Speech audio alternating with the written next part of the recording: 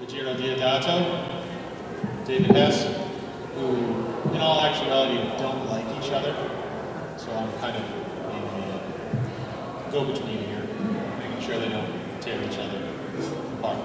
Anyway, how about we start with a brief overview, or how you two met, what your first reactions were to each other, and things of that nature. What? When you first met. I shooted with David 5 movies. I am masochist, really, because it's terrible work with him. It's fight all time. Fight.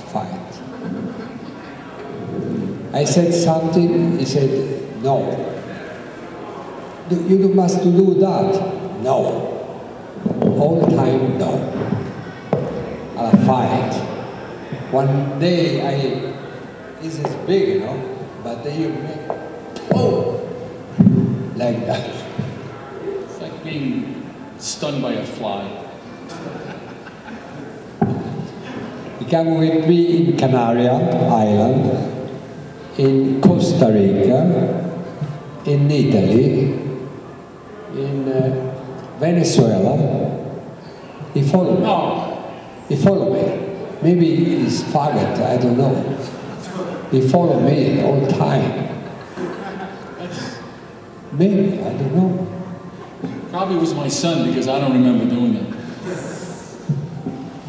Anyway, I just have one question to ask you guys. If you're woken up at 2 o'clock in the morning by some Italian who can't speak English, and you're trying to translate, and you've got your wife beside you, she's giving you the elbow because she wants to go back to sleep, what would you do in a situation like that when they want you to come on the next plane to Italy to shoot a movie that you don't know anything about? You get fucking angry.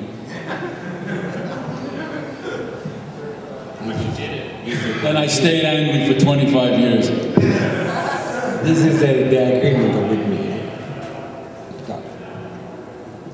But I call all the time. He called me in the Skype each day in Rome. Him in San Francisco and me in Rome. Ruggero, when I shoot the next movie with you, I need you. Every day.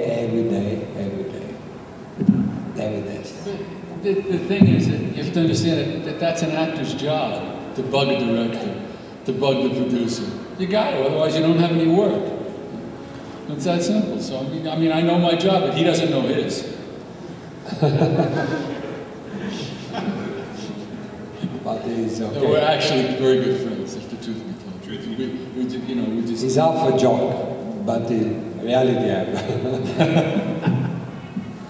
So, you guys have any questions about? Ruggero, what was the biggest challenge? Now wait a minute. It's not Ruggero. It's Ruggero. Yeah. Or I'm going to get angry. Tarantino called me Ruggero. What was the biggest challenge to overcome working on Cannibal Holocaust?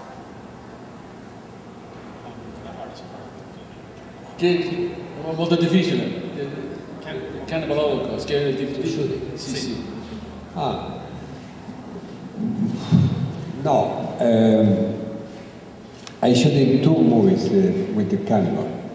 The Last Cannibal World and Cannibal Holocaust. But Last Cannibal World was more trouble. Last Cannibal World is many more trouble, because I shoot in a really jungle in Malaysia. The jungle in Malaysia is very strong, very hard. Cannibal Holocaust is one joke for me. I joke it because I don't have the script. I invented every day. Every day I invented. I am creative in the day for day.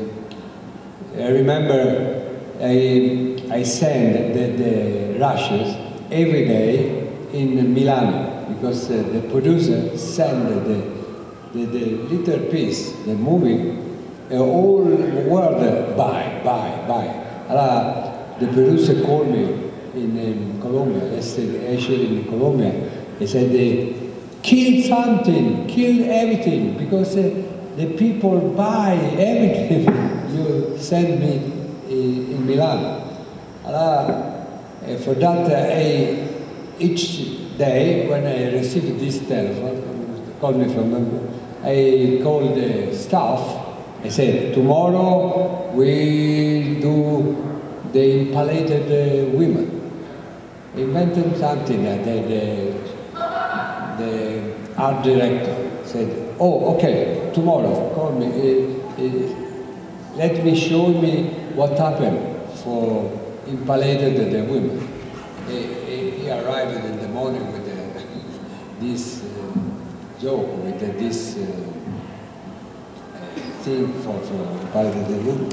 No, it's, the movie was very easy because I invent every day. All the staff is very happy for this movie.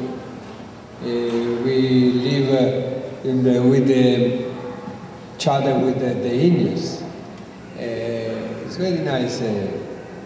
I don't imagine when I shoot in this movie, then I do the movie who live for 30 years. After 30 years, the movie is young. All people laugh, all people call me for in the world to show this movie. It's incredible. But I don't believe it when I shoot this movie. No, you're not. Thank you. Yeah. Hess, strategy process, when you play the psychotic character every last house of the acting part, do you ever leave the performance kind of shape, or does it bother you playing dark characters? No, not really. No, I'm an actor in that respect, and you leave the part at the door if you can. I mean, it takes a little longer with some roles than others to to get rid of them, to get rid of the after effect. But no, and in the beginning, I'm a little upset, resentful that I get cast as something that I'm truly not. But there's a very tough side to me. I grew up in New York. I don't take any shit from anybody, and so I guess that that translates onto the screen. But it's basically, I'm there for you guys, and I'm trying to do what it is. For me, I want to do what I want to do, but it's also, but the last analysis, it's there for you. So one of the things that I learned early on was that if you don't leave the last role that you did at the door, you never can do the next one. David, it's probably a generic question, so I apologize. I just had a question. What did you think of the remake of Last House on Earth? You probably hear that all the time, I know, but I was just so bummed out. Well, I try to be polite about it. I thought it sucked, to tell you the truth. But I think they made a mistake in calling it Last House on the Left. I think if they had said, taken from the story of Last House on the Left and called it another title, I think they'd have had a better chance, because it really did not follow the storyline to the film that I did,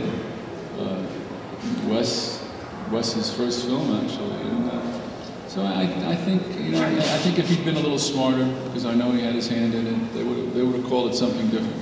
And for me, it just says that it's the way Hollywood and the big and the studios operate. Thank you very much for blowing your nose.